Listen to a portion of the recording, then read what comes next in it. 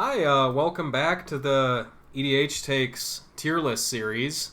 Today we're going to be doing the Azorius commanders, and I am Elijah Samuelson. I'm Sensor Cook. I know that you guys have been liking these tier lists, so they're fun to do as well and not too hard to produce, so we're going to be... super easy. We're just kind of hanging out, and we're going to go over, like I said, the Azorius commanders today, which is kind of it's a color combination I don't see too often. I don't think a lot of short of a couple of the really good ones, I don't think a lot of players play a lot of these more unknown Azorius commanders, and I think maybe a lot of them people don't even know what they do. So it's going to be kind of exciting to go through these, and maybe I don't know what some of them do too. I don't know. We'll see. I think a lot of Azorius decks get the reputation as being unfun, or Yeah, I think Azorius kind of gets that reputation, like you said, just because it's like traditionally the control color, and players are. A lot of players don't like playing against, board wipes and counter spells and stuff, so there's kind of that stigma with it. Yeah, they're typically more reactive than proactive. Or some of the most popular Azorius commanders, like Augustin and, I guess just Augustin the Fourth or whatever, is kind of a little stacksy or whatever. The boogeyman. Yeah. But, something to mention, our other two tier list videos we did before this were... both enemy color pairs, which means that we did not get any Legends commanders from those, and this is our first ally color pair, which means we get to look at all the old Legends commanders, which is such a treat. Mm-hmm. Don't you love them? Kind of a look into the past. So our first one we're going to start off with is Ayesha Tanaka, who is a pretty interesting card here. I'm just to set the stage, I'm going to put all the cards in S tier while we talk about them and then move them accordingly when we decide. But Ayesha is based for one reason and one reason alone, and that is it has banding. And if you don't know what banding does, then good. Yeah. I don't even remember how banding works exactly. Yeah, well, what she does, though, because I'm sure most people don't know, is you can tap her to counter target artifact effect requiring an activation cost unless the artifact's controller pays white. Play this ability as an interrupt. So, I don't really... It just counters an activate ability from an artifact source. That's all it says. Yeah, you can counter an equipment ability. Yeah. Something like that. You can't do mana abilities, just so you know. But, so like an equip ability, like activation from like a... I guess anything, like a... You could counter an Aetherflux Reservoir if they didn't have... Yeah, that's true. White mana. If they only didn't, or 200 life to shoot you in response. But, there's a little bit going on here, but I don't think there's really much really to talk about. She's such a small body as a 4-mana 2/2. She costs white, blue, by the way, so, very restrictive mana cost. Yeah, a lot of the Legends commanders, they live in a certain tier. Yeah, unfortunately, we're going to move on from her, but, she can do things. I just don't know. At least she does something. She does. That's more than you can say about a couple of the cards down here. But, we'll put her at top of F tier, which is pretty prestigious because there's no one else on the list. But next we got a card that does something, Azor. Yeah, this is the namesake of the Azorius Guild. Azor the Lawbringer. He is 2 white, blue. He's a 6/6 flying. When he enters the battlefield, each opponent can't cast instant or sorcery spells during that player's next turn. And whenever he attacks, you may pay X, white, blue. If you do, you gain X life and draw X cards. So he does Sphinx's Revelation. You can Sphinx's Revelation on an attack trigger. So there's kind of a lot going on here. So the first thing you think of is it's got that ability where your opponents are kind of non-creature spell silenced during their next turn. So it kind of is like board wipe protection, right? The turn you play it. Mm-hmm. So that's really nice. And then, it's not when you cast it, it's when it enters the battlefield. So if you do something if you have some sort of blink effect, you can kind of make it so players can't cast non-creature spells ever, if you can constantly do that.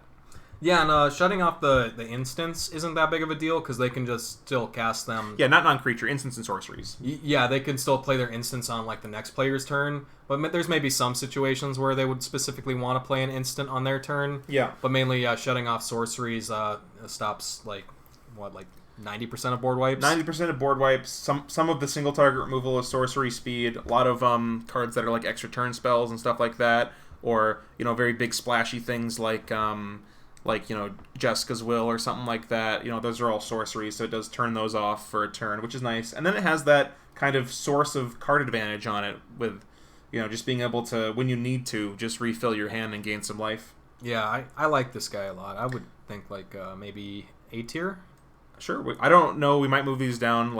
I think maybe it is a 6-mana commander that doesn't do anything the turn it comes down, but it kind of protects itself a little bit. Yeah, maybe A or B tier. I like his effect. So somewhere in here, I'll leave him in A for now. He's a 6-mana 6/6 flyer. That's a big body.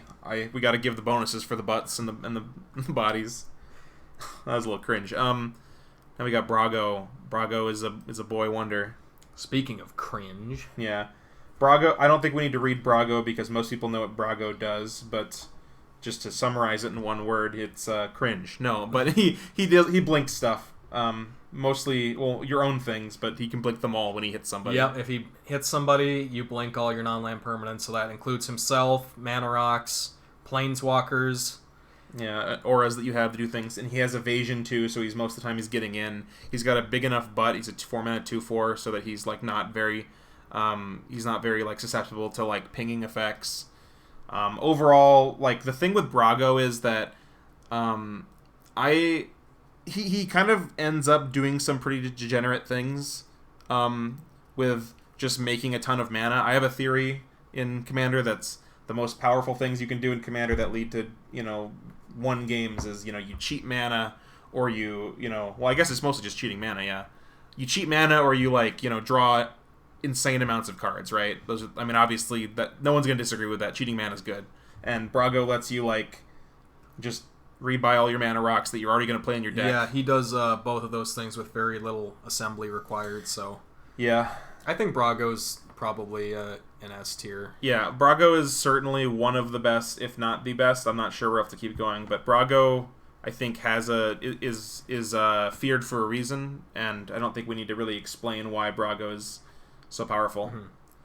Mm-hmm. Up next, we have Bruna, Light of Alabaster. She is an angel, 3 mana, and then white, blue.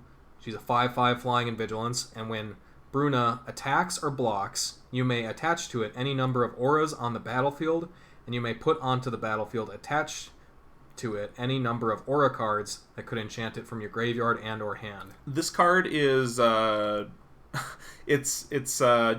downside is that they could not think of a way to word this in less than 40 words, but yeah, as I was reading that, I was like, this seems really awkward, but the templating is unfortunate. How it says it, but I think Bruna's pretty cool.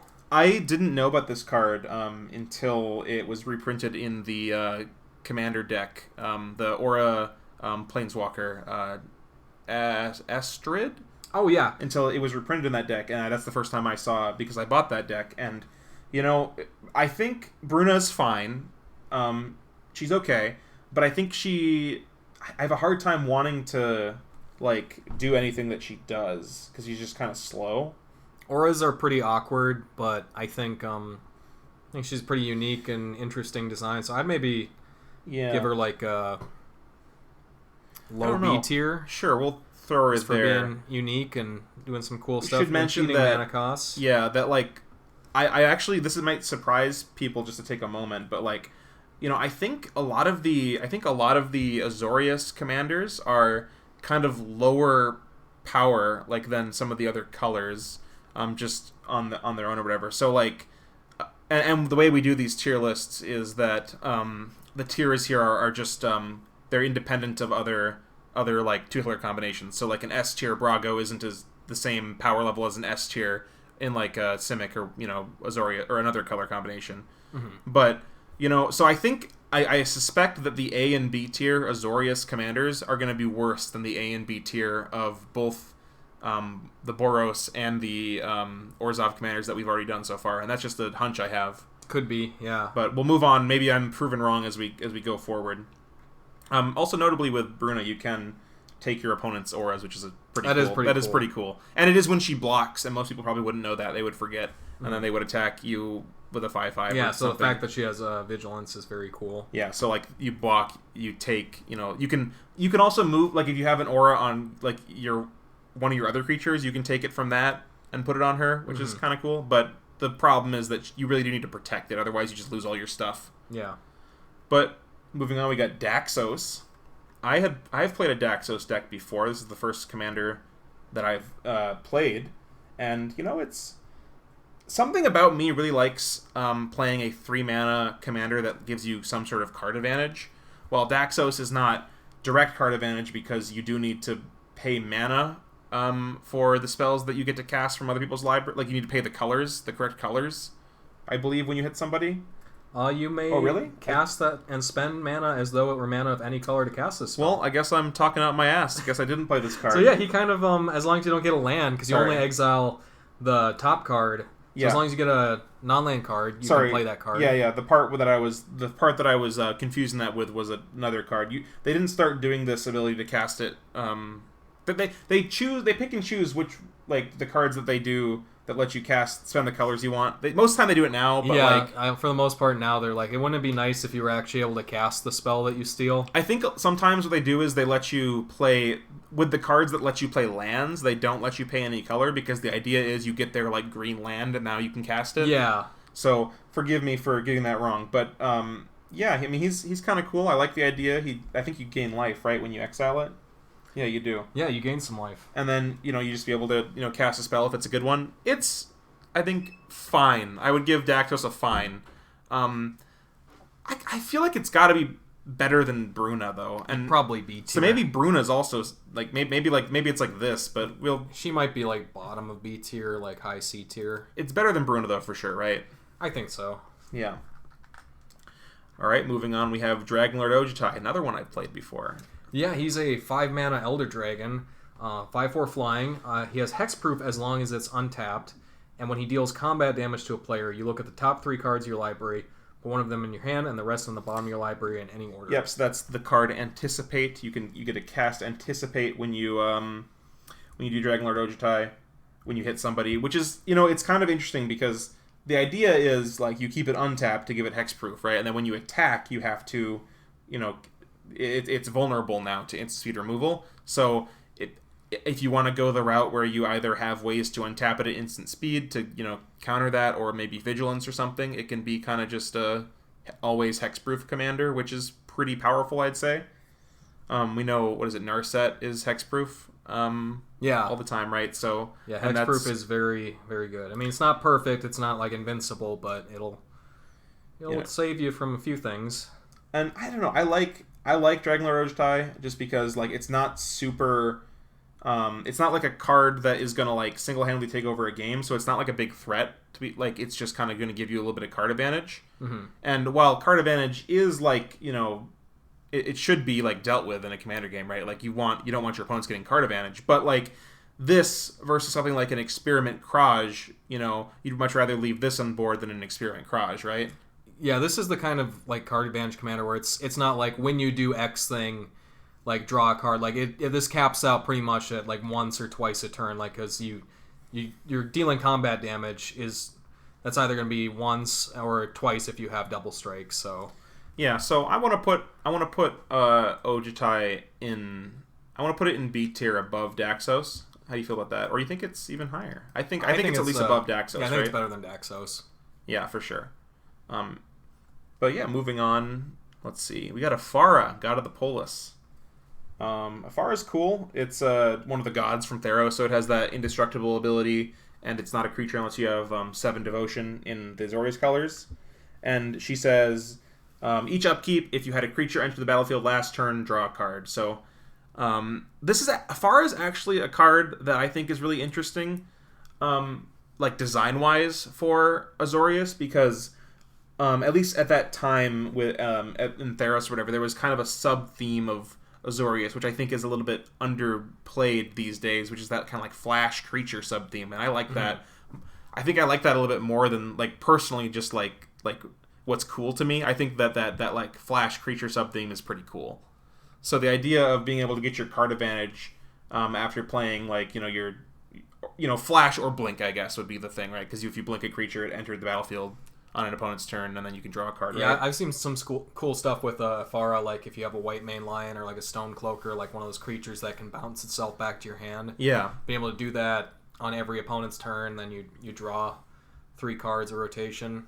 Yeah, and I think she's pretty good. I like that these gods are not susceptible to removal when they're not like you can't swords this unless it's a creature. Mm-hmm. So you'll notice like people play like cards like Perforos, like it's almost an upside that it's not a creature because they can't. It doesn't die to a lot of things. But I'm gonna give Apharos an 8. Ephara an 8 tier. Yeah, I think so because it's like it's a card advantage engine that's not very easily interacted with, so it's pretty easy to get buried under value. I want to put Ephara above Azor just because it's the kind of card that just comes out on turn 4 or whenever you need her to come out, and then like stays there for the rest of a game. And if you make the game a long game by playing like a control game plan, like she's gonna draw 10, 15 cards in that game. Yeah. Yeah, and there's not really much you can do about it aside from exiling enchantments. That's pretty much it. Yeah, so moving on, we got Geist of St. Traft. This is a card that, isn't really, I think is not often seen as people don't think of this as a commander because this card was like, maybe if you haven't played Magic for very long, you might not know, but this card was like a pretty big, like standard, like card, like it was like just like an aggro card pretty much. And the idea is that, well, first of all, it's a 3-mana 2/2 with hexproof, and then when it attacks, you get a 4/4 angel attacking, and then it exiles the angel at the end of combat. So it attacks for 6 power total, but you have to be able to attack into somebody without it being blocked and die. So Geist of St. Traft is cool. I like that it's aggressive. There aren't really any other, not many other Azorius aggressive commanders, right? He's probably the most aggressive Azorius commander. I guess you have a couple others that deal damage, but I mean like a couple like the flying payoff ones and stuff like that. Yeah, maybe aside from like Ishai, like. But yeah, I mean, there's no other like low mana cost. I mean, I guess you have what is this guy's name down here? But I mean, again, Sig. But whatever, it does the most damage on for a commander that costs less than 4 mana in Azorius. So I kind of like that about it. But I think it's going to be hard in a commander game to be able to attack with a 2/2 with no evasion, right? Especially when they want to block it. Yeah, I mean, like built-in hexproof probably makes for a pretty decent like Voltron deck. Yeah, but the thing with Voltron with Geist of St. Traft is that half of the damage, or 3/4 of the damage, or I guess 2/3 of the damage is coming from an angel, which isn't commander damage, right? If you attack with the Geist, the angel isn't doing the commander damage. Yeah. So if you suit her, interestingly though, like you could send the angel at somebody else, right? So you're saying like you're by the time you deal 20 damage to somebody, or 21 to somebody with a Geist, the angel's done 40 to someone else. Maybe. There you go. So, but I guess if you can suit it up with like, maybe this is the kind of deck where you want to play like an unblockable aura or something, like the one that scries and you attack or something. Mm-hmm. I don't know. It's playing those cards feels kind of bad sometimes, but maybe you can play like an Enchantress Geist deck. That might be a unique way to build it. I don't think I've seen Enchantress decks outside of like the very obvious ones. Yeah. So I'm feeling maybe like high C tier. Sure. You think that Geist is worse than Bruna? I think Bruna's got to come down. Is that I mean, take? Bruna can at least get you cards back from your graveyard, or I could see her going down though. Yeah. In C tier. Can I put Bruna below Geist? Yeah, because neither of them really generate you card advantage, but at least she is 6 mana, but she can The problem is she doesn't get things back right away. You have to block her until attack. you attack. Yeah. But so she's a little bit. I'm just kind of down on Bruna. I don't know why. I don't think it was even very good in my aura deck when I drew it. Yeah, auras aren't aren't great. Now we have a card that is a bit, controversial. We got Glenn from The Walking Dead, the voice of calm. But, well, first of all, I've been talking a lot. You want to talk about this card? What do you think about it? I think it's a pretty decent card, actually. It's a 1/3 with Skulk, which is a mechanic from Shadows over Innistrad block, which hasn't really been revisited on since then. Oh, but that's thematic because that's like a zombie block and it's a zombie card, right? I didn't think about that. Oh yeah, like it's like him like sneaking past. That's the zombies and idea, stuff. right? Because Skulk Yeah. is it can't be blocked except by creatures with greater power. The zombies are 2/2s. He's a 1/3, so he gets past Oh yeah, the zombies. that is really nice. That's the thematic. And when he deals combat damage to a player, draw cards equal to his power. So I think I like playing the 3 mana or 2 mana creatures that when they hit somebody they draw a card. This is that with evasion, and if you can pump them up, you draw even more cards. I'm pretty down down in a good way with Glenn. I think Glenn is actually pretty good. I would build a Glenn deck if I was looking to do something like that. Yeah, so it's pretty simple. You want to think like middle or high B tier? Sure, I think Glenn is better than Ojutai. Probably. I think it might be a middle like B, but there might be some better Bs. But I think that just being able to play your commander and get just consistent card draw, especially on a low cost commander, is pretty powerful. That smooths things out a lot. Yeah. Yeah, and it's even something like a ethereal armor or something.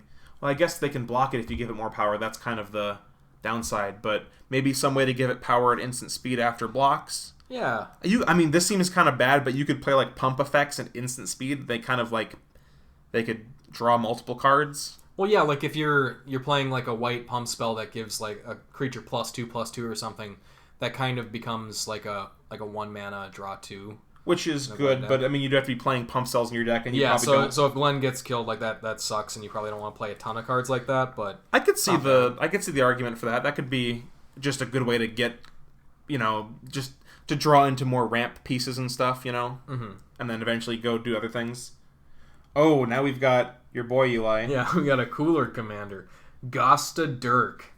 That's a really cool name.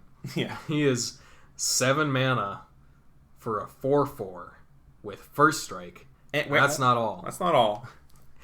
He says creatures with Island Walk may be blocked as if they did not have this ability. So yeah, obviously Island Walk is a very strong ability. You want to have a way to stop that. So like stuff like Thada Adel, very I can't think of literally any other commander with Island Walk. Sig, River Cutthroat. Oh, he's Sig. Yeah, if you want to stop if you're dealing with Merfolk, Gosta Dirk is going to be really important. So maybe try to build against your meta, slot that into your Ojutai deck if you're getting killed by a bunch of Merfolk. No, but obviously 7 mana for a 4/4 with first strike and not really any other ability. Not very good. There might be, I'm not sure, there might be a card that gives all creatures Island Walk or something. I don't know about that. Maybe that was just a custom card I saw. But obviously, a lot of these Legends commanders are a lot of flavor over function. So yeah, I think worse than what's her face, Ayara. Yep, Ayesha. I think definitely worse than Ayesha. They're just, a lot of them are so expensive. They look really cool though, so I definitely might at some point consider making just a bad budget Legends commander deck for the fun of it. Yeah, and if you're looking to build something like a Pauper deck, I think some of these cards are printed at common or rare, or I'm not sure all of them, but I think some of them might be uncommon. I think is the lowest they go. This one was rare, but some of them might be uncommon. Okay, way back to the other end of the spectrum, we got Grand Arbiter, Augustus the Fourth, Augustin the Fourth. Forgive me. Every time I look at this card, I just look at the art and I think it's a bird. I don't know why. It's not a bird. He looks really weird. Yeah. This was kind of if you played Commander 5, 6, 7 years ago, he was kind of like a boogeyman kind of card where it was Grand Arbiter deck, ew. But I don't think we see those these days at all. He's like the king of the meanie no-no decks. Yeah. He does white spells you cast cost 1 less, blue spells you cast cost 1 less, and your opponent's spells cost 1 more. So he's a pseudo ramp whatever and a hate bear all on one card in your command zone. If you get him out on turn 2 or 3, that's very can be hard to get out from under. Yeah, it's I'll play a Thalia, and that will 2 mana Thalia that is. And that will stop players a lot, and that's just for non-creature spells. So, being able to hit everything and be in your command zone and make your things cost less, that's some powerful business. He's there. Very strong. I think most people would probably think this would be an S tier one. Yeah. Do you think you're gonna go with S tier under Brago, Eli? Under Brago, I for think sure. If he's over here, if there's a bunch of S tiers, but he's S tier for sure. Mm-hmm. Or he could be like top of A, but we'll just... I don't think there's too many like really, really good ones that are going to push them out, so we'll just keep them there. All right, next we have Gwafa Hazid, Profiteer. This is a weird one. He's 3 mana, 2/2, human rogue. Pay an Azorius, tap him to put a bribery counter on target creature you don't control. Its controller draws a card. And creatures with bribery counters on them can't attack or block. I don't think this is very good. I don't think you want to be doing that, yeah. Yeah. So I like 3 mana commanders. 3 mana 2/2 with pretty much a meaningless ability, especially early in the game. Now, unless there's something really important that you don't want to attack early, like I don't think you want to be spending 2 mana, every turn or whatever, every other turn or whatever, giving someone a card and just stopping a card from being able to block or attack. Like there's politics involved, but like I have to feel like if you're playing Gwafa Hazid and you're activating his ability, that's like all you're doing. It's not even like that flavorful because it's like it just can't attack or block. It can't attack or block you. Like it should still be able to attack like other people. I feel like. I think this card was designed before without multiplayer in mind. This card was from I think. Oh yeah, probably, but then it's still just like a really bad card. This card was from Conflux, so yeah. I don't think they really considered that, but probably not. Do you think this is our first D tier? Yeah, I think he's a D tier. Yeah, I'm not a fan of Gwafa Hazid at all. He's not profiting. His Profiteer, but he's not really profiting from anything. You're losing out on that, giving them a card. Here's a 3 mana commander that has some profit built in. Yeah, Hanna, Ship's Navigator. Yeah, she's a 3 mana 1/2 human artificer. Pay 1 and an Azorius, tap her, return target artifact or enchantment card from your graveyard to your hand. So, pretty good. Yeah, it costs a little bit of mana. Like, 3 mana and tap is kind of something, but the flexibility of being able to, rebuy things from your graveyard is very nice, especially like maybe in the late game or something. It can be a decent card advantage engine. I don't think she's crazy, but like, everyone knows there's certain artifacts where if you have enough mana, you can kind of just like not lock people out, but assemble some kind of oppressive like turns where like you play like a Nevin Rolls disc every turn type of thing, or like a what's the Mind Slaver effect every turn can be very powerful. Oh yeah. So that's where I'm thinking for Hanna. I want to say Hanna is in C tier, but what do you think? Maybe B tier below Daxos? I could see her at like top of C tier. Like nothing, like she's very very mild, very fair, and provides you some card advantage, but it's not like you can't just like play Hanna and then like start getting cards back on turn 4 necessarily. Yeah. It's like you said, a very late game thing. Well, there's not really good ways, I don't think, for you to get back artifacts from your graveyard that aren't like on artifacts themselves in these colors. So if you're not trying to like, let's say you like have like a minor artifact theme in your deck where you don't want to play cards like Mirror Retriever or Trading Post, like there aren't great like the white cards aren't really too great at getting them back, and the blue ones there's a couple but not too many. So if you want one card that can kind of buy back your couple good artifacts, like this is permissible in your deck, I think. Yeah, and she gets back enchantments too, so like you're saying about double dip, like there's not too many like Enchantress commanders out of like white green. Like you could play her as an enchantments deck and play like Seal of Cleansing type of effects and stuff like that. Yeah, and just and then incidentally get back your Soul Ring that was blown up or something. Yeah, it seems fine to me. I don't hate it. Moving on. Ooh, this is way better. Hunding Gjornersen. Gjornersen. He's got a big, nice beard and he's holding like a stick, which is pretty cool. You would never guess at the terrifying sight of this man that Hunding was as charming a companion as one could wish for. Huh. He's got a lot of trinkets on him and like very elaborate armor, but the flavor text is just like straight up calling him Uggo. He is a little bit, but I think he's missing some teeth and stuff too in this art, but it's very hard to see on the video, I'm assuming. So yeah, he is a 6 mana 5/4 with Rampage 1. You know what? I gotta say, this is a lot better stats than we're used to from these two cards. 4 mana 2/2 and 7 mana 4/4 First Strike. 6 mana 5/4 Rampage 1, I gotta say, has gotta be better than those two. I'm gonna say it. I think I used to watch Commander Versus on Star City Games, and they had a theme deck of all like left-handed cards because he's holding his sword or whatever there in his left hand. Yeah. So he's your left-handed commander. Well, if you care about that. Rampage is, by the way, when he's blocked. When he becomes blocked, he gets +1/+1 for each creature blocking it beyond the first. So, yeah. So yeah, top of F tier. Top of Hunding, F tier. Your charming companion. He very well may be better than, or he may be like here, but he's cool, so I'm gonna put him above him. This is our tier list. This is from the Jumpstart, right? Yeah. Inniaz, the Gale Force, or Inniaz, and this is one of the kind of newer commanders that I think they kind of push the stats a little more, and I like that about it. It's a 5-mana 4/4 flyer, so it's a Sarah Angel stats, no vigilance, but it's got a couple abilities on it, right? One is you can pay 2 and a Azorius hybrid to give attacking creatures with flying +1/+1 until end of turn. So just kind of like a fire breathing effect for your team. Not fire breathing. That can be good. Yeah. If you have a lot of mana. You can alpha strike people and stuff. And then the other ability is whenever 3 or more creatures you control flying attack, each player gains control of a non-land permanent of your choice, controlled by the player to their right. That is crazy. That's not something I would expect them to put on a card like that, but that's very interesting.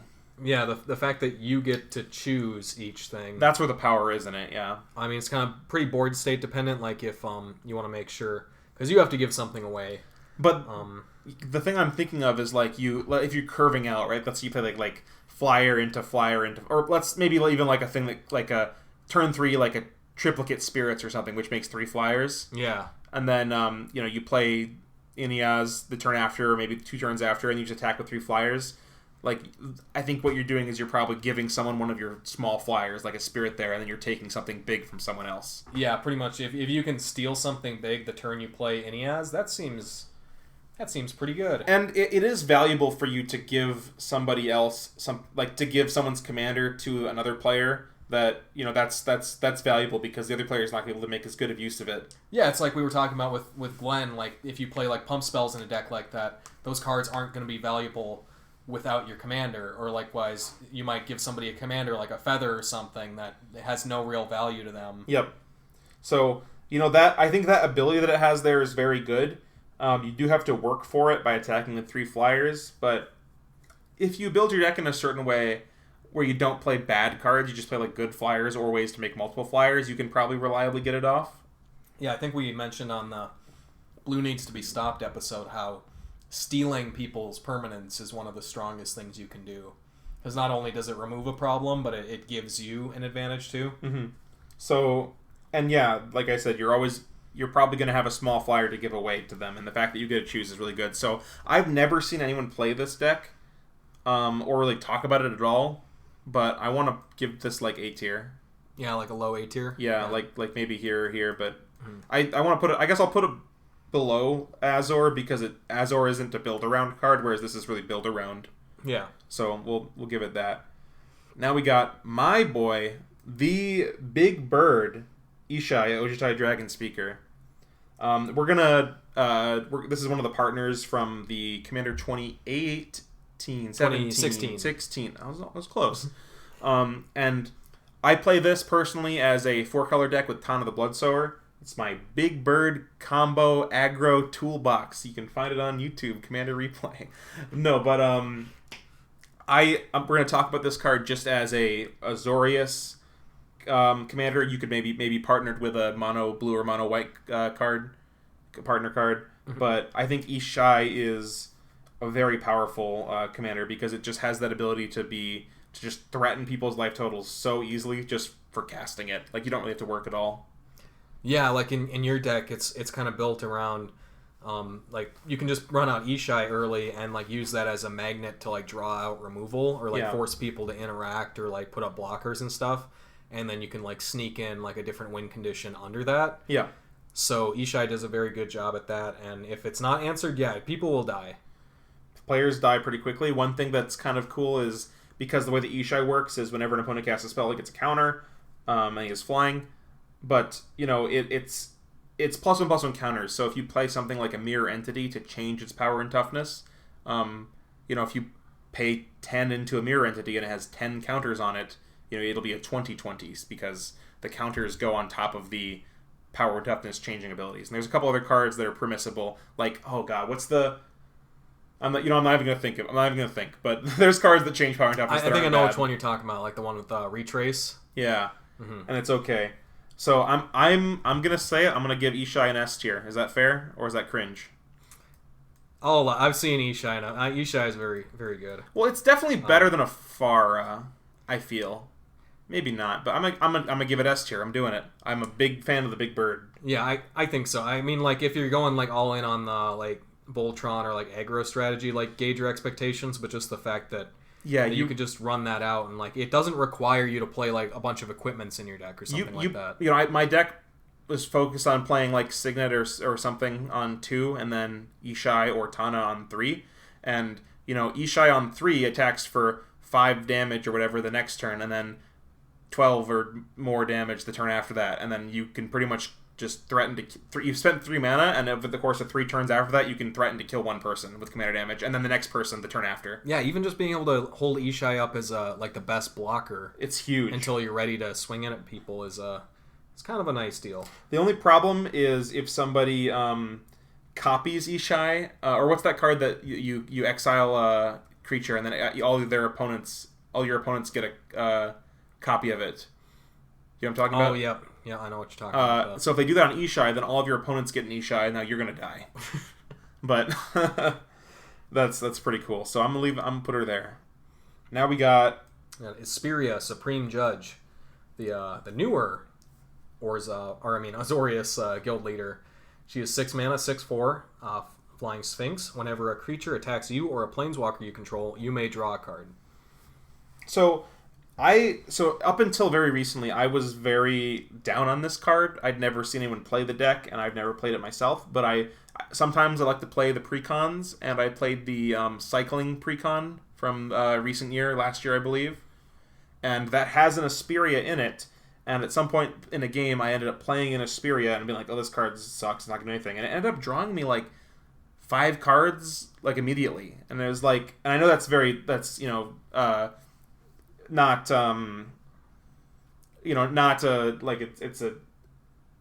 don't know, it's not like just a sign that Isperia is like a great card, but like before then I would have given Isperia like bottom of D tier, but I think it's definitely better than that, right? I think maybe like a C tier, like it's nothing very around Bruna maybe proactive, but I mean people like playing stuff like Ghostly Prison Effects and stuff like that, and I think she's if you're building that kind of deck or you like playing that kind of way, Pillow Fort and stuff like that, she could do very well for you. What do you think, like below Bruna or above Bruna? I think maybe below Bruna. Yeah, and what Isperia does is 6 mana, 6/4 flyer. When a creature attacks you or planeswalker control, draw a card, and that's 1 for each creature that attacks you. So. Yeah, so that's kind of nice. Yeah, and then we have Isperia the Inscrutable, the OG Isperia. She is 5 mana for a 3/6 Flying Sphinx, and when she deals combat damage to a player, name a card. That player reveals their hand. If they reveal the named card, search your library for a creature card with flying, reveal it, put it in your hand, then shuffle your library. So that's a very, very weird ability. So is being a 5 mana 3/6 with flyer. That's also a weird stat line. But yeah, so this is like obviously like the telepathy kind of deck, right? Where you want to know your opponent's hands so you can guarantee get that ability. Yeah, but also, right? And to play like Isperia's Advocate, you could just probably name like basic land against like a mono-colored deck. Yeah, like you name like Mountain against somebody, and there's pretty good odds that you hit. But that being said, the fact that you can miss with this if you don't have a telepathy effect or some way to look at people's hands, I think makes it pretty weak. Yeah, I mean, like, what's the benefit? You tutor for a flyer, right? Like, I guess there's a couple like kind of silver bullety flyers. There are good flyers. You could curve this into a Consecrated Sphinx. Yeah, that's a good thing. But like, I don't know how I feel about Isperia. Yeah, I like it definitely less than Ojutai. I like it. I want to say less than Daxos. I want to say somewhere in C tier by these other big flyers. I think I like it less than everything in C tier so far. Do you think Gwafa Hazid above him, or do you think at the bottom of C tier? I think bottom of C tier. Okay. I bet you could make a good Isperia deck. Well, the thing I see with it is that it's a 5 mana. Well, it's 5 mana, so it's less than these ones, which is nice, less mana cost. But it's a 3/6, which really incentivizes you to block with it. But if you're blocking with it, it doesn't have vigilance or anything, so you're never getting anything out of it. Yeah, and like things like telepathy, like those can be good effects in Commander, but I think anyone who's ever played with telepathy has realized how miserable that makes the game, because everyone has to, like, you don't have to show your hand, but the fact that all your opponents have to spend all their time like now analyzing like each other's hands, it's so miserable. And it takes up a lot of extra space on the table too. Like everyone has to lay their hands out, and then everyone's always asking to see that card over there and that, and it's good on paper. Yeah. But yeah, I don't love telepathy in practice. And our next card, Grand Calcatron. Just kidding. It is High Arcanist. Yeah, like the Maze of Ith. Oh, of course, because that's what it does. It does the Maze of Ith. Yeah, he's 7 mana for a 3/5 with Vigilance, but he can tap to Maze of Ith, a creature. He untaps a target attacking creature, prevent all combat damage that be dealt to and dealt by that creature this turn. He also has a suspend cost of 4 turns with Azorius mana for the cost of that. So, I think without suspend, obviously this card's like F tier or like D minus tier, right? Like this card's just terrible without suspend. Of course, it has suspend, so we can't. It doesn't really matter that we talk about that. Spencer, you're the judge. I don't think you can suspend from the command zone, right? Oh shit. Time to look. I think suspend is only from your hand. Shit. I think you're right. Wait. Suspend. Looking it up. Well, we're gonna assume that is the case and put it in F tier. I'm pretty sure suspend is only activate from your hand. Okay. So I think he's definitely F tier. Even if you could suspend him, I think he'd still be F tier. I think he might be D tier if you could suspend him. Yeah, but I'm pretty sure that's the case, that you can't do that from the command zone. That is a yikes. That is a yikes. So he's pretty... Oof, what was he printed in? He was originally from the Time Spiral block. I forget which set. I might have been playing original Chaos. Time Spiral? Okay, that's the... I'm sorry, I was looking at the version from... the reprinted version from Time Spiral Remastered. So, yeah, Time Spiral. That you got an excuse, Wizards. You weren't thinking of Commander. But, yeah, that is not good. Now we got the cat. Jedit Ojanen. He is a 7 mana 5/5. That's it. With flavor text. He's a big tiger man, though. Mightiest of the cat warriors, Jedit Ojanen forsook the forest of his tribe and took service with the Robaran mercenaries, rising through the ranks to lead them in the battle for Ephara. So we're just going to move on and say worse than... Well, would you rather have a 7 mana 5/5 or a 7 mana 4/4 with first strike? And the Island Walk ability. I think I'd rather have the 5/5. Is that crazy? Maybe the 4/4? What do you think, Eli? 5/5, right? Yeah, he's a big Tiger Man. So Tiger Man go above Big Shield Man. Yep. So, that's all I need to say.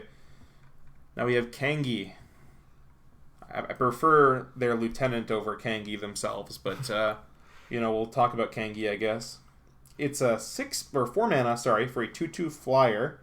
With Kicker for 2 and an X. This is a bit confusing, but you can pay 2 and an X kicker cost, and it says when Kangee comes into play, if you pay the kicker cost, put X feather counters on it. All birds get +1/+1 for each feather counter on Kangee. So if you pay 7 mana, you get a 3/3 that gives your other birds +1/+1. If you pay 8 mana, you get a 4/4 that gives your birds +2/+2, and so on and so forth. I think Kangee was the original bird tribal commander, I believe. But that's just too bad of a rate, right? Yeah, that's not even to mention if it gets killed. That's a lot. What's the dream scenario? You have 10 birds out and you play Kangee for 12 and give your birds +5/+5 or something. Yeah, that's not good. I am gonna say D tier. You think? Yeah, low, bottom of D tier, below my boy Gwafa Hazid Profiteer. All right, Kangee, try again. Yeah, Kangee Skyward. Kangee 2. Yeah, Kangee 2. It costs 3 and an Azorius for a 3/3 bird wizard with flying and vigilance. And when Kangee Skywarden attacks, attacking creatures with flying get +2/+0 until end of turn. When Kangee blocks, your blocking creatures with flying get +0/+2 until end of turn. Oh my god, so much better on 9 million different fronts, right? Yeah, this is the one of the uncommons from Commander Legends. And I think this would actually be like a cool, like somewhat decent, like flying tribal commander. So yeah, I could see this being like a low C tier. I mean, I wouldn't expect too much from an uncommon. I want to put it above these guys. Is that cringe? Maybe it is. Well, maybe. I don't know. I mean, Kangee has vigilance at least, so it can attack. Well, and no, block I to was trigger itself. I guess I was thinking that it really doesn't. I was thinking that it did something the turn it came out, like it buffed your other flyers. Yeah, but it really does doesn't. have to. It has to wait. It has the same problem as these. So yeah, if you're sticking a Bruna and attacking, it's gonna be better than if you're sticking a Kangee and attacking. I like it better than old Isperia, but I like we'll do this. new Isperia and Bruna like a little bit better. We'll do this. I'm down with that. That sounds good. Which that's like still really good for an uncommon. Like yeah, solid uncommons not being not being in D tier is awesome. What's next? Oh yes, my boy Casimir the Lone Wolf costs 4 and an Azorius for a 5/3. I think this would be my one if I picked like a vanilla legend commander because we got nice Richard Kane Ferguson art, and the flavor text is popular indeed is the tale of how Casimir was once a holy man who renounced his order to take up the sword, but this tale is no more likely than any other. Notably, he's not holding a sword; he's holding an axe. So I don't know. Yeah, so that's a bit of a failing there, but still looks very cool. We're gonna give it S tier because it is Richard Kane Ferguson. No, I'm gonna vote. I'm gonna vote here. I'm gonna give it higher than Jedit Ojanen. Really? Okay, it is a 6-drop versus 7-drop. Yeah. There you go. There's a wolf in the background, so. And hey, it would trade with Jedit, so. Okay, that's 6 mana. Yeah. You 1 mana up on that. Now we have Quain. Itinerant, like itinerary. Yeah, itinerant meddler. It's a rabbit. I think this is our first rabbit at all. Maybe that's wrong. 2 mana, 1/3. I love me a 2 mana commander. I think this is the first one we've had so far. Yes, it is. This will challenge your that rule. Tap, each player may draw a card, then each player who drew a card this way gains 1 life. So, I don't know how you're really making use of your opponent's drawing cards unless you're like playing things that stop them from drawing cards. Like if you're playing like a Spirit of the Labyrinth, I guess. Well, even then, like you would just own 1 player because they could still draw the 1 card per turn. That's true. Maybe if you have multiple effects, then that if you have this plus another thing that makes everyone draw a card on tap. But that being said, like I don't really know I don't know what you want to do with a Quain deck. I guess maybe it's group hug or something. Yeah, but I don't like it's group pretty hug. much has to because like you can't even like use the card draw to hurt people in some way because they may draw the card. So I think on that, I want to give this an F tier. Oof. I don't like Quain. That's a hot take. I think this is the kind of card that they try and make like a fun, like goofy card for Commander, and then they make something like this, and it's just like unplayable. Like I don't like it at all. I definitely don't believe like on EDH Rec. I think this comes up as like the 7th most popular Azorius commander now, and I don't believe that's the case at all. I don't buy it. Yeah, I mean, it does what you want it to do if you're trying to build a deck around it. Like if you're building a deck around it, you want it to group hug people. So it succeeds in what it's trying to do. I just don't think I don't really evaluate group hug as like a real deck. Well, also, like, if I want to build a group hug deck, I don't want to just be stuck in Azorius. Like, what's the friendliest things you can do in Azorius? Like, you're very stuck on... You Blue Sun Zenith somebody, or you play Secret Rendezvous. Yeah, like, you're just missing out on so many good group hug cards, and I don't know. Well, next we have another 2 mana cost commander. This is Lavinia, Azorius Renegade. So Lavinia is my Azorius waifu, to say. So I like her as a character. She's pretty cool. But I think this card's quite good. This is a 2 mana 2/2, and your opponents can't cast non-creature spells with CMC greater than the number of lands they control. And when an opponent casts a spell, if no mana was spent to cast it, counter the spell. So this, you'll always, when someone plays their Soul Ring on turn 1, they can't play their commander on turn 2. They're they could usually cast it's just non-creature spells. Oh, it's not creature spells. Sorry, forgive me. They can't cast a lot of stuff. Yeah, you can't go like turn 1 Soul Ring, turn 2 3 mana or 4 mana ramp spell. There you go. That's something. So that's quite nice. It stops free counter spells, which is awesome. It stops sometimes people play cards like Tormod's Crypt. I don't think that's really important. Stops like Cascade, stuff like Sunbird's Invocation. That comes up a lot, and surprisingly. It just comes down on 2 and just sits there forever until a board wipe happens, honestly. There's some... You can use her for evil with some stuff like Knowledge Pool and stuff, but I think you can make a very good Hate Bears or like some kind of stack with Lavinia, and I think she's very strong. Both of her abilities, being one-sided is very nice.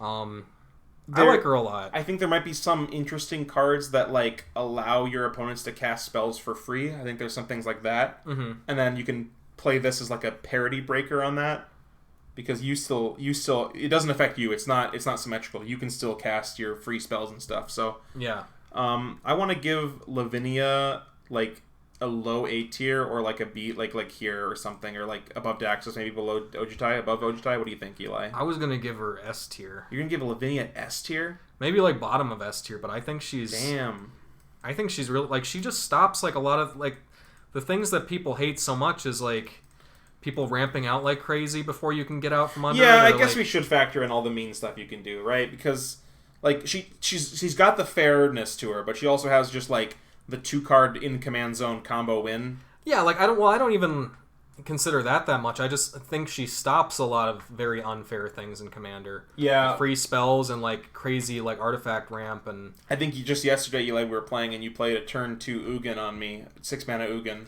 Yeah, exactly. Like she stops stuff like that. So Yeah. I think there's a lot of value to that. Like if that's something you're frustrated with, I think we might talk later on about how like people sometimes overrate like hate cards and like their effectiveness, but having her in your command zone and consistently being able to play her on like turn 2, or even if you're playing more competitively, like playing her on turn 1, it could be very good.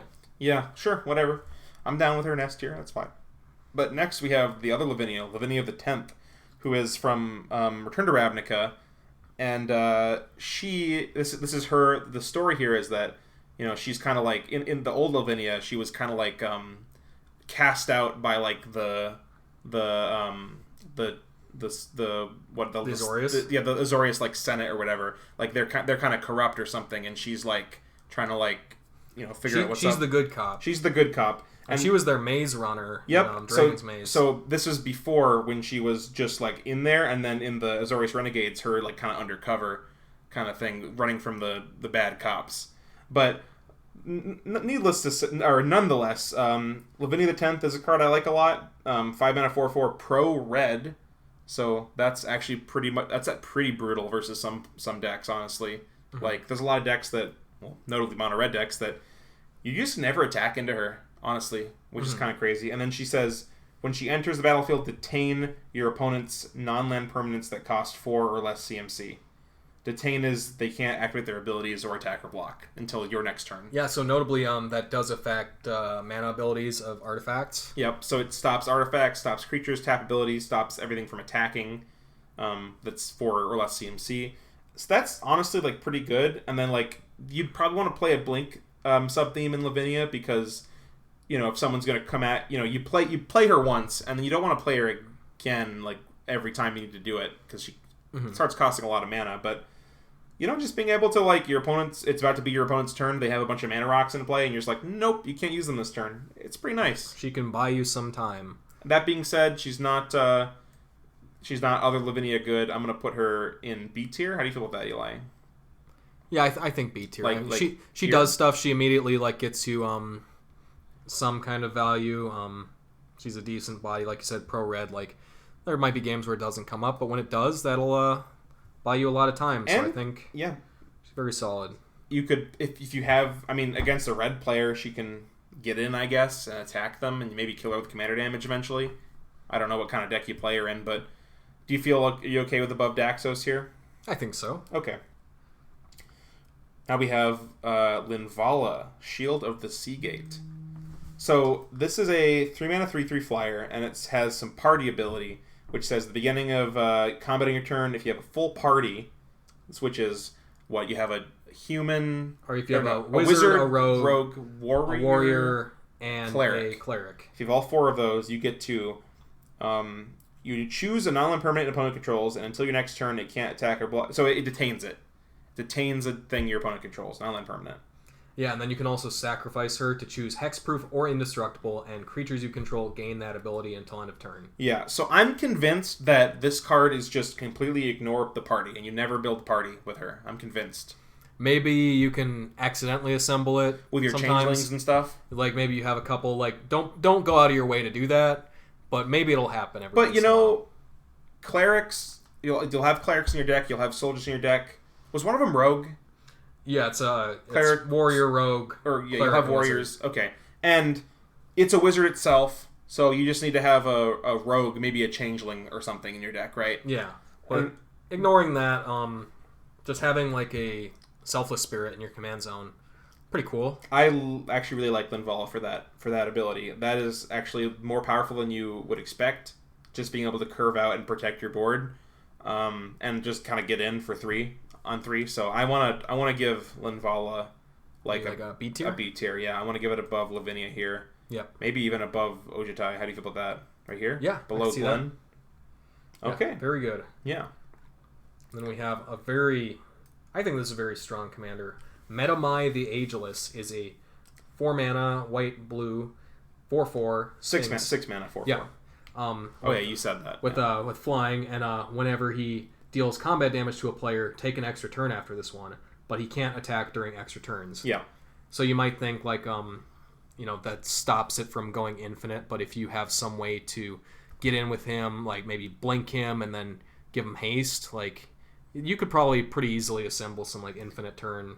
Well, he can't attack on the any extra turn.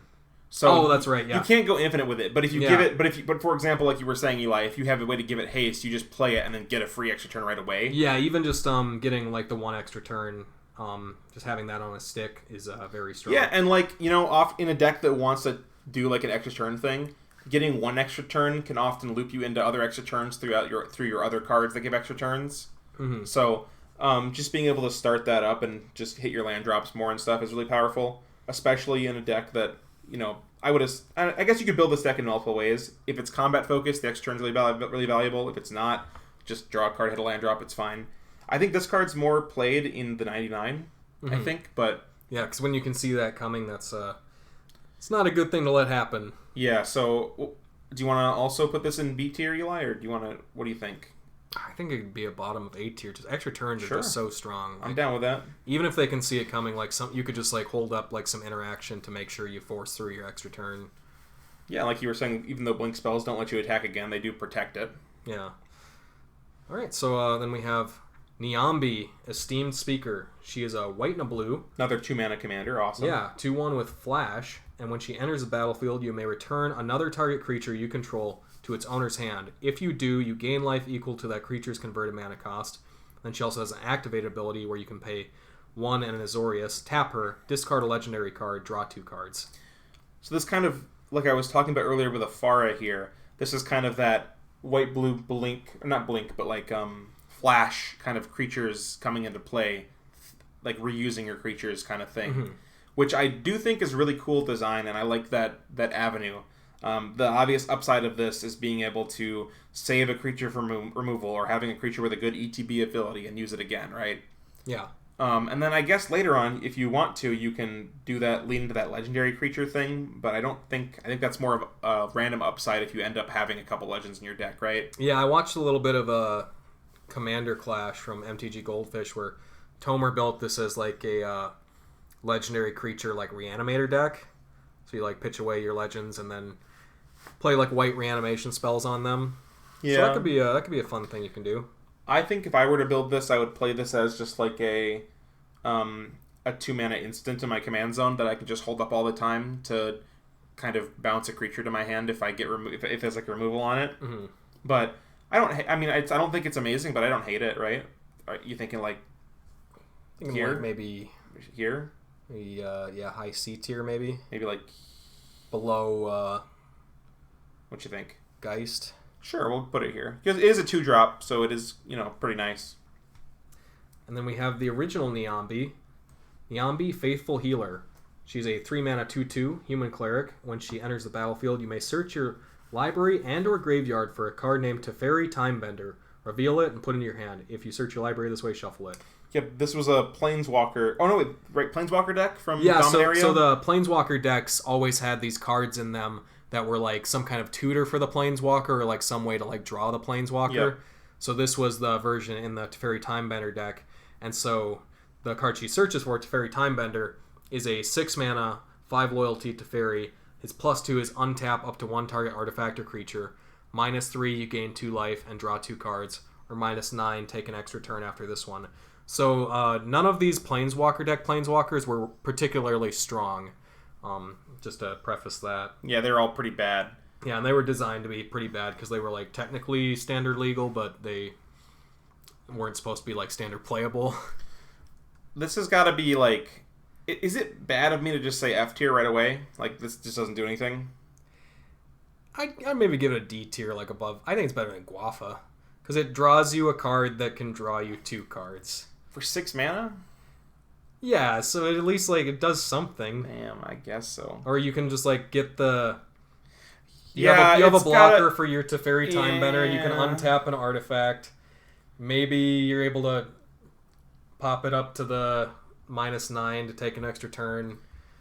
But the problem with this is if you play this card, that means you have to play that Teferi in your deck, and I don't think you ever want to do that. Well, it's just it's a free card. I don't know. But it's a free bad card. It is a bad card, but well, it's better than the bird. I'm gonna give it that. Yeah, because it's a 3-mana 2/2. But you're gonna have to convince me more to put it above Gwafa. Gwafa draws your opponent's cards. Sold. Okay, I'll move on from there. Noyandar, I played this deck at some point. This is kind of an interesting little merfolk ally boy. He's a 5-mana 4/4. When you cast instant or sorcery, you can put 3 counters on a land you control, and it becomes an elemental. That's with haste, and it's still a land. So this was that like kind of awaken mechanic that was in Zendikar Rising or whatever. Yeah, in the Battle for Zendikar. Sorry, not Zendikar Rising. Yeah, he's very cool. So yeah, there's a lot of really tricky things you can do with him. Like for example, making all of your creatures or all of your lands into creatures, then playing like cards that untap your creatures. So you can, as like a way to untap your lands. Obviously, that's not great because if they board wipe, you lose all your lands. You make your lands you use the indestructible lands, and you can make your indestructible lands into creatures that are now indestructible. And there's like a counter spell to Teferi's something. Teferi's Response, which is... Oh, yeah, if they target one of your lands with a spell or ability, you counter that spell and draw two cards. So that's kind of... There's some interesting cards you can play with it. Yeah, you can play Terra Eternal, make all lands indestructible, and now you have indestructible creatures. You can play the one Garrison card, if you know what that is. Yeah, the... I forget the name of the mechanic, but you could, like... It's equipments for lands. Yeah, and you equip it... It, like, gives it indestructible, I think, is what the... Darksteel Garrison. Darksteel Garrison, yeah. That being said, Noyandar is very unique, but I think it's okay, but I don't think it's anything super powerful. I guess the best thing you do with it is you like play a kind of a storm game plan, and then you make like a 20/20 indestructible land or something. But like that's not even like that's a lot to work for. Yeah, he's very unique and cool though. So I would probably give it like you think C or B? What are you thinking? I'd give it like a high C tier. Sure. Maybe, I'm gonna go. Maybe above Hanna. I like it better than Hanna. I think I like it as a top of C tier for now. Sure. Now we have Ojutai, Soul of Winter.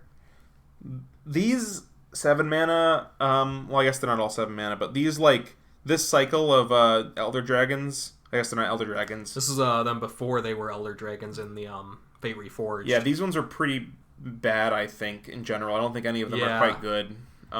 But they all have this ability where whenever a dragon attacks, you get to do a thing. So like they really reward you for having multiple dragons in play, whereas the new ones, the mythic ones, these are all rares. The mythic ones from the set after were just like they do stuff on their own. Yeah. So this is 7 mana 5/6 Flying Vigilance. When a dragon attacks, you get to Frost Titan a card, a non-land permanent. Except this one has to be specifically non-land permanents. Yeah. So like I don't know like what you would build an Ojutai, like I don't know what like white blue dragons deck you're building. Like I can see this in a 5-color dragons deck where you attack with like several dragons and then tap everything you they take have. people's blockers out of the way, or you keep their mana rocks tapped down and stuff. But like, I don't think white-blue dragons is really a real archetype, right? No, I think this is a D tier commander. Maybe Yeah. the top though. Better than all these, yeah, for sure. But I'm not a fan at all of Ojutai Soul of Winter, although it has killed me before in a the Ur-Dragon deck. So, it'll get you sometimes. Then we have Raf Capuchin, Ship's Mage. He is a 4-mana 3/3 with Flash and Flying. And he says, you may cast historic spells as though they had Flash. So in case you don't know, historic is artifacts, legendaries, or sagas. Yeah, so, people will always make a big deal out of, what is Vedalken Orrery. And Vedalken Orrery doesn't do anything, right? And Vedalken Orrery also doesn't have Flash itself. Mm-hmm. This card is like a Vedalken Orrery, but actually, good, I think. Yeah, and especially in your command zone, too, so it's not like you're spending a card in your deck on that. Raf is actually pretty strong. We have a friend that had a Raf deck for a while, and being able to flash out, big legendary spells. Yeah, it's mostly legendaries, and artifacts are the important ones there. Being able to just play... Well, the thing with Raf is, you really... Until you play Raf, you never... Well, even after you play Raf, you never need to, tap out on your turn. You get to play on everyone else's turn, because... you hold up, even when Raf is not up, it has Flash, so you just play the Raf, right? Yeah, it lets you hold up interaction, and if you don't have to respond to anything, you just flash in a big legendary creature or all your mana rocks or something. Yeah, and that being said, Raf is really cool with cards like I just lost my train of thought. with cards like Rewind, because they are 4-mana counter a spell, and then you untap 4 lands. So on 4 mana they think you're holding up Raf, but actually you're holding up counter spell and Raf. Yeah. So that's very cool. Yeah. So I'm gonna give Raf an A tier. Yeah, low A tier, I could see that. Above Metamai? Yeah. I love Raf. Raf is good. And we have a new one, Raynar the Everwatchful. It's a 4-mana 2/3 Spirit Warrior with Flying and Vigilance. The first card you foretell each turn costs 0 to foretell, and whenever you exile one or more cards from your hand and or permanents from the battlefield, create a 1/1 white spirit creature token with flying. So there's a lot going on with this card, right? Mm-hmm. First of all, it's got 2 keywords, Flying and Vigilance. I love me Flying and Vigilance. The first thing I think of when I see that is equipment. So this would be a good... This and Raf and stuff like that are good cards to put Sword of the Animist on. Mm-hmm. But that being said, one of the things I talked about before, cheating mana costs, being able to every turn, once a turn you save 2 mana on a foretell thing. But the problem is there's only a certain number of foretell cards that are actually good enough to play. Yeah, there's a very finite amount of playable foretell cards. I want to say it's let me think, probably 5 or 6 or 7 maybe foretell cards that are playable, right? Yeah, you could play some more. I mean, they probably become a little bit better when they cost 0 to foretell, but not great enough. But the other ability, giving you a payoff for exiling things. I saw some people posting about how you can combo this and rest in peace with a sack outlet, so you make every time you sack the spirit, it gets exiled, and then you get another spirit. So if you have something like an Altar of Dementia, you mill can mill everybody out. That's pretty cool. Neat. Additionally, whenever you foretell, you do get a spirit, which is nice, because you're exiling a card from your hand. I don't really think there's any other ways you exile cards from your hand that are that good. Mm-hmm. But besides that, I mean, whenever you play a Swords or something, you get a spirit. I kind of like Raynar. I would probably just play those 4 or 5 good foretell cards. You'd probably play the one that draws 2 cards, the Divination. Yeah, you'd play that. Even just you blink stuff, you get spirits, which could be okay. I think it's pretty solid, right? You make a good deck out of it. I'm feeling like a B tier somewhere. I'm feeling a B tier. I'm feeling here. Yeah, I think so. I like it. Now we have a Legends commander that doesn't suck, which is surprising because it's just this big old guy. This one's pretty good. Yeah, this is Rasputin Dreamweaver. It is a 6-mana 4/1, and he comes into the battlefield with 7 dream counters on it. And you can remove a dream counter to add a colorless mana to your mana pool. You can also remove a dream counter to prevent 1 damage that would be dealt to him. And then at the beginning of your upkeep, if it started the turn untapped, put a dream counter on it. And it can't have more than 7 on it, 7 dream counters on it at all. Yeah, so we have a friend who played this, and he might still have the deck, but if you play Rasputin, he can immediately refund you 6 colorless mana. 7, actually. Oh, he's 7. Yeah, you get 7. So he buys you. He goes up 1 in mana when you. Yeah, so he's mana positive, and then if you just play any way to blink him, you're up even more mana because you get those counters back right away. And so he's actually he's pretty strong on getting you lots of colorless mana if you have good ways to spend that. Yeah, so one of the really powerful things you can do in Commander is cheap mana. I've talked about this, but like specifically, we've got a buddy that's got a Malcolm Pirates deck, and one thing that Malcolm does that's so brutal is Malcolm makes treasures when you hit damage them with a pirate, and the treasures just stick around for next turn and next turn and next turn, and you bank up this large amount of treasures that let you just like cast your 10 drops and stuff, right? Mm-hmm. Whereas Rasputin, you can just play this and then just like chill. And then next turn you have 7. If they don't kill, like if they kill it, you spend all the mana and draw a bunch of cards off of like a draw X cards effect, right? And if they don't kill it, you go to your next turn and you have 15 mana to play with. So yeah, he also goes infinite with Eldrazi Displacer. Yep, anything that's or like you couldn't play it in this deck, but MEL I think as well. Mm-hmm. Oh no, because MEL requires you to play a colored mana. But Eldrazi Displacer specifically requires colorless mana, so he's actually more powerful than you can imagine. He is capped, like by being capped in the power level by being like a 6-drop. Obviously, he costs more, like a lot to cast, but yeah. But even the fact that he immediately gets you like 7 mana back if you need it. So very good. Do you think Rasputin is A tier? I think do you it's A tier. Yeah, I think I want to go like.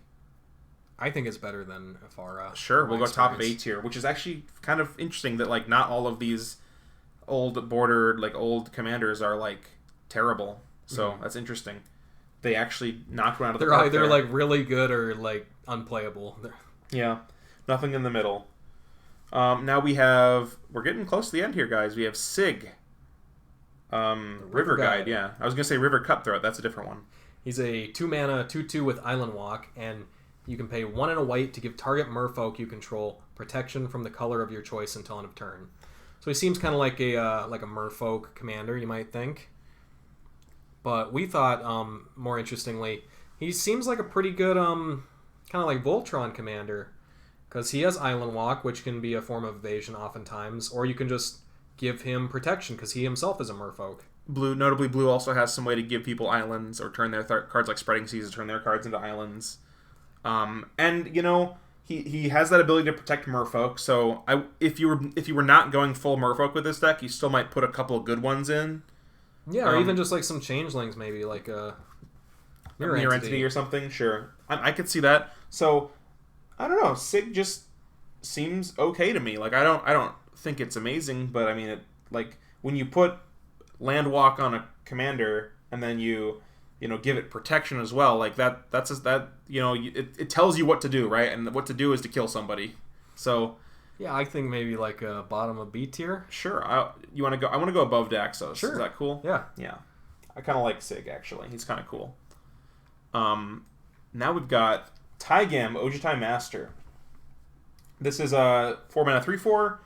Instants, sorceries, and dragon spells you control can't be countered by spells or abilities. So right off the bat, uncounterable on all your stuff is always going to be good in Commander, right? Yeah. And then it's got this other ability of when you cast an instant or sorcery spell from your hand, if this card attacked this turn, that spell gains rebound, which means that next turn you get to cast it again. On your next upkeep. For free on your next upkeep. And that's not just the first spell; it's every spell that you cast that turn gets rebound. This is really strong, like especially with extra turn spells. Yep. So one thing that you extra turn spell, and then you have like ways to rebuy your extra turn spells, and you just start like every extra turn spell becomes 2 extra turn spells is ridiculous, right? Yeah. Yeah, he is very strong. Very, very strong. I want to give him an A tier. I want to give him like here or right here. Yeah, he's pretty close with Rasputin. Which one do you think is better?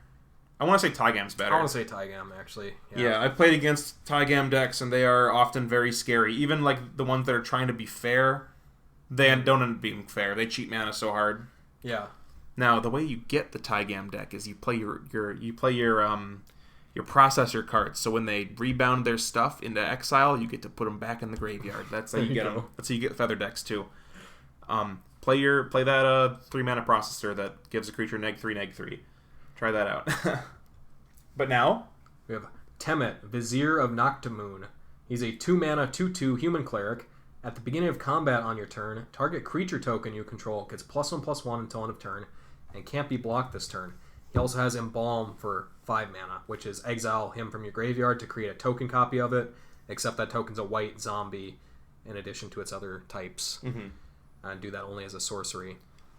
So it's a very unique Azorius commander. Yeah, I was saying very early on in the episode that there's not many aggressive Azorius commanders. This is one of the exceptions where, it's a 2-mana 2/2 that wants you to attack with creatures, and it makes them unblockable and stuff. So I think I remember I saw a long time ago. I saw an MTG Mudsta video or something where someone had this cool Temet tokens equipment deck, and they played Bloodforged Battle Axe, and they made a bunch of those and put them on a embalmed Temet and just kept getting in, and it was a cool thing. I liked it.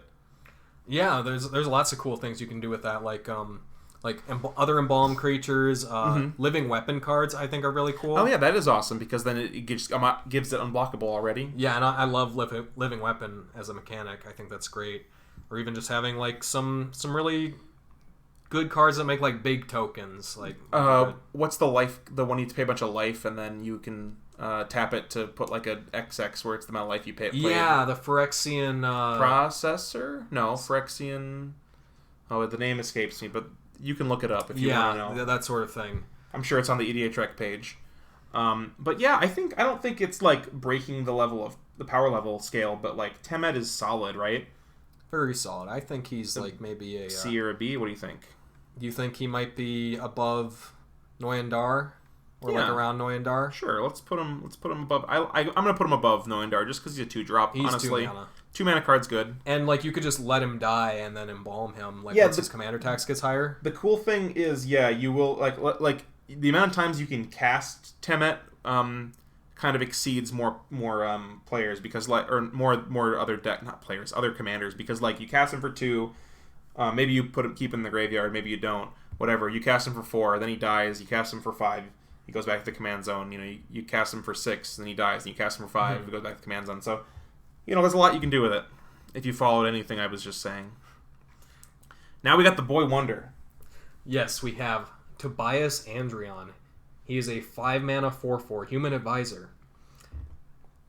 No abilities. Nothing. But administrator of the state of Shioltun, Tobias is the military right arm of the Empire and the figurehead of its freedom. Yeah, so there's this... so obviously Tobias Andrion is not very good, right? It's a 5-mana obviously vanilla it's commander. S-tier. Well, it's S-tier. Spencer, can you even pass the Tobias Andrion test? I like to hope I can. Do you want to explain that for everyone? So there was this post on r/EDH. I think it was several years ago at this point. That's quite a while ago. But there's this deck on Tapped Out, helmed by Tobias Andrion, that is all vanilla creatures. It's just straight they don't even have utility lands or mana rocks or anything in there. It's lands that tap for 1 or 2 colors and vanilla creatures helmed by Tobias Andrion. And this person was talking about how there's this Tobias Andrion test where you should play your deck 1v1 versus the Tobias Andrion deck. And he was surprisingly, it's actually harder to beat than you'd think. Not too many decks can stand up to just a vanilla creature beatdown. Well, or at least certain draws will lose to it, right? Which is interesting to think about. If your deck cannot pass the Tobias Andrion test, you might want to rethink your deck. I think you have a lot more problems, yeah. If your deck can't beat because this is Azorius too, so this isn't a green deck with vanilla creatures. Their vanilla creatures, their most efficient ones are is Elite Vanguard is 1 mana 2/1. Yeah. But for the most part, I looked at this deck list and it's a lot of 4 mana 2/4s and stuff like that. Yeah, yeah. So I think you should take a look at the Tobias Andrion test and see if you can pass it. Goldfish it on Tapped Out and play your deck against it and see what happens. Yeah, but what are you thinking, Eli? Maybe I'm arrogant, but I feel there's no way I'm losing the Tobias Andrion test. Top of F tier legends because just for that alone. Just for the meme, okay? I think he was also the on Commander Versus the right hand flavor deck. Oh yeah, because he's holding up his right hand. Yeah, and like this. Haha, you guys can see me. And he is the military right arm of the Empire. Oh, true. All right, we have 2 left. We got Vega the Watcher, new commander from Kaldheim, I believe. Yeah. And it's an owl with 3 eyes, which is a bit weird. It's a 3-mana 2/2 flyer, so normal Drake stats or whatever. And it says, whenever you cast a spell from anywhere other than your hand, draw a card. So, obviously, the places that you can cast spells other than your hand. Your graveyard, your deck, and exile. Mostly not your deck. Not too many cards let you do that. I think Panglacial Worm is one of them, but that's not in these colors. Yeah. So, mostly exile or your graveyard. And, like, what lets you do that? Like, flashback spells and foretell spells is the obvious thing, right, for exile. And then random effects that, like, let you, like, exile cards to the top of someone's deck or your deck, and then you cast them for free or something. So that's like, and you draw a card when you do that. What do you think of this card, Eli? I think Vega's a really cool, like, flashback commander that gets you a little bit of... Flashback cards are good. You probably don't have, like, a ton of options in white-blue. But if you have, like, if this draws you, like, 2 or 3 cards, that's pretty good. Yeah, there's a blue card with, like, flashback that says, like, target creature gets unblockable. And if you can play that card and it draws you a card, like, it's not that bad, right? Yeah, I think Vega's pretty neat. Or that being said, you can play Jumpstart cards. That's casting them from your graveyard. Jumpstart's a cool mechanic. Yeah, exactly. Retrace as well. That works. Yeah, there's Retrace counterspell, cool or retrace counterspell, retrace extra turn spell. Yeah. So that's cool. I want to give Vega, like, somewhere in B tier. Yeah, I want to give it here. I like that, yep. Yeah, right there. Last but not least, we have our boy, Yorion, the something of the something. Sky Nomad. Yeah. It's a 5-mana, 4/5, Bird Serpent. I want to just ignore the companion text on here. Yep, let's do that. So you can't even possibly do that in Commander for this one. No, you cannot have 120 cards in your deck, unfortunately. It's got flying, and when it enters the battlefield, exile any number of other non-land permanents you own and control. Return those cards to the battlefield at the beginning of the next end step. So it's kind of like Brago. Yeah. But that being said, I think that Yorion might be a better Brago. That might be a hot take, though. The difference with Brago that makes him powerful is Brago allows you to use your mana rocks in your main phase too. But Yorion does it immediately when it enters the battlefield, which is really powerful. And you can blink itself with an effect. Like you blink something that also blinks when it comes into play, like a Flicker Wisp, and then it blinks Yorion. And then Yorion blinks the Flicker Wisp effect. So you get the triggers every person's turn or every other turn or whatever. You can build some engines and locks, and it's not that hard. Yorion is very resilient, and like with just a couple cards on the field, it turns into a deck where you can have 3 players fighting against you, and they can't even get through you. They can't stop you. Yeah, anything that's an approximation of Brago is very strong. I want to put it as the top of S tier. Is that too much of a hot take, Eli? Is that too crazy? Is Brago that good? I'd have to see more. I don't know. I think Brago has could be a little bit faster and the ability to use the mana, like be mana positive kind of, like the turn with Brago can be crazier. Yorion, the thing with Yorion is it can you can use, if you have ways to use the mana on not your turn, you can do it like every person's turn. So you can get the mana every turn, person's turn. That's true. I'm willing to put Brago above it, but I'm not sure. For that Yorion, you would specifically need to get like one of those cards that like blinks out the Yorion, to like a Flicker Wisp or something. Yeah, like so like Yorion, like on the same board states with like Brago. I think average case scenario, Brago's probably better. Does something like a Banisher Priest work? I think Banisher Priest is just your target opponent's creature. Okay. But yeah, you could do it, I think, with a Fiend Hunter. Yeah. Something like that. Let me think. So everything will come back on the end step. Fiend Hunter will exile the Yorion. Then you need some way to blink the Fiend Hunter. So maybe if you have 2 things, maybe like a Fiend Hunter and something. I don't know. It's a little bit confusing. Yorion gets pretty complicated pretty quick, and finding you only have very slim points to interact with Yorion, and it's really hard to figure that out. But I'm down to keep Brago ahead of it just because he is the king eternal. He is the king. He has to be S, right? That's how it goes. But do you want to look through this and just see if do you think is there anything here that jumps out to you that you want to change right away? I notice we don't really have many D tiers. Do you think we should move up or move down any of these, or what do you like? Is there anything that like jumps out to you? I think I'm pretty happy with that we got. So funnily enough, I mentioned that I think a lot of these, like, I honestly think that, these. I was talking about how I think that like the A, B, and C tiers are like worse than other colors, but now that we've filled it out, I started to think that less. Now that we start to see some of the cool cards in here, like, this guy, whatever his name is, you get like the Tygam? Yep. Yeah, Tygam and like Inniaz and Raph and stuff. Like, these cards are actually good, I might... how do you feel? I was thinking about maybe moving down Metamai, but I guess it's fine where it is. I don't mind that much. How do you feel about that? How do you feel about... I think Metamai is at least as good as like Inniaz and Raph. Okay. That's fine. All right, well, I think that's about what we got here, right? So... Yeah, let us know what you think about the placings and your experiences with Azorius commanders, because like we said at the start, I really don't think I see too many Azorius commanders. I have a friend who has a Brago deck. I've seen Yorion once or twice. We've seen the Big Bird, obviously. Seen Raph. I think a friend of mine used to have a Lavinia deck that was pretty good. Tygam, and then, like, other than that, not much else, right?